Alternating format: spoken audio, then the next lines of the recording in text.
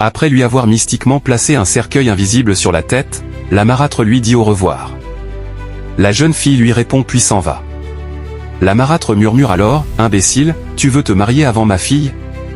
Je suis là, et nous verrons bien. » La jeune fille continue sa route, mais elle commence à ressentir un poids très lourd sur sa tête. Son cou lui fait mal. En voulant dépasser une autre jeune fille sur le chemin, celle-ci l'interpelle, « Ma sœur, qu'est-ce que tu fais avec un cercueil sur ta tête ?» La jeune fille, étonnée, rejette immédiatement ces paroles, « Que Dieu me garde.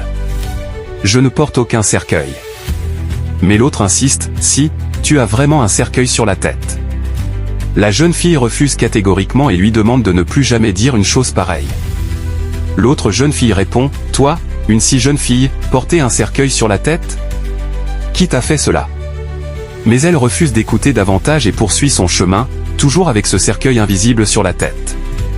En marchant, la douleur dans son cou continue. Pour elle, ce n'est qu'un simple mal qui finira par passer. Elle ne sait pas que sa marâtre lui a placé mystiquement un cercueil sur la tête. Elle se demande pourquoi son cou lui fait si mal. Elle s'arrête plusieurs fois et tourne la tête, mais la douleur persiste. Plus loin sur la route, elle croise un jeune homme. Celui-ci est surpris de voir le cercueil sur sa tête et l'interpelle, « Qu'est-ce que tu fais avec un cercueil sur la tête ?» La jeune fille répond avec agacement, « Arrêtez. J'en ai déjà assez entendu aujourd'hui. » Le jeune homme insiste, « Tu portes un cercueil sur la tête, c'est pour cela que tu as mal au cou. » Elle répond, « Non, j'ai juste un mal au cou. Ça va passer. » Elle se met à crier sur lui, lui demandant d'arrêter de dire de telles choses. Le jeune homme essaie de la convaincre, mais elle refuse de l'écouter et lui demande de continuer sa route. Il s'en va, et elle continue aussi son chemin. Cependant, elle commence à se poser des questions, pourquoi deux personnes différentes lui ont-elles dit la même chose? Elle continue d'avancer, toujours avec la douleur au cou. Soudain, elle est arrêtée par un ange qui lui demande, « Pourquoi portes-tu un cercueil sur la tête ?» Fatiguée d'entendre cela, elle répond, « Je suis fatiguée de cette question. Plusieurs personnes me l'ont déjà posée aujourd'hui. Une jeune fille, puis un jeune homme, et maintenant vous aussi. » L'ange lui dit, « Tu ne vois pas le cercueil parce que tu n'es pas spirituel. Mais tu portes vraiment un cercueil sur la tête. » Elle répond, « Je ne porte rien du tout. » L'ange lui dit alors, « Je ne suis pas un humain.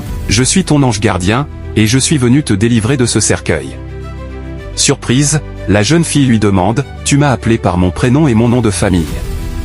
Qui es-tu réellement ?» L'ange répond, « Je suis ton ange gardien, et je suis là pour te sauver. » Elle accepte et dit qu'elle est prête à être délivrée. Alors, l'ange enlève le cercueil de sa tête. La jeune fille se sent immédiatement légère. Le poids disparaît et la douleur dans son cou s'en va. Elle dit à l'ange, « Je me sens légère, c'est comme si un grand poids venait de quitter mon corps. » L'ange lui demande, « Qui est la première personne que tu as saluée ce matin avant de quitter la maison ?» Elle répond, « Ma marâtre. » L'ange lui dit, « Ta marâtre est une femme rusée, c'est une sorcière. » Mais la jeune fille refuse d'y croire. Alors l'ange lui propose d'aller chez sa marâtre pour révéler la vérité. Elle hésite, mais finit par accepter. Arrivée à la maison, la marâtre voit la jeune fille revenir et se demande pourquoi elle est déjà de retour. La jeune fille l'appelle « Maman ». La marâtre remarque alors l'homme en blanc à côté d'elle et demande « Qui est cet homme? Pourquoi es-tu revenu si vite ?» La jeune fille raconte tout ce qui s'est passé sur le chemin. L'ange demande alors à la marâtre, « Pourquoi as-tu mis un cercueil sur la tête de cette fille ?» La marâtre répond, « Qui es-tu » L'ange dit, « Je ne suis pas un humain. Je suis un ange. » La marâtre et sa fille font semblant d'être surprises et disent qu'il n'y a jamais eu de cercueil sur la tête de la jeune fille. L'ange demande à la marâtre de confesser la vérité. Elle refuse. Alors l'ange envoie une puissance divine contre elle. La marâtre commence à se sentir très mal. Elle souffre et se met à crier.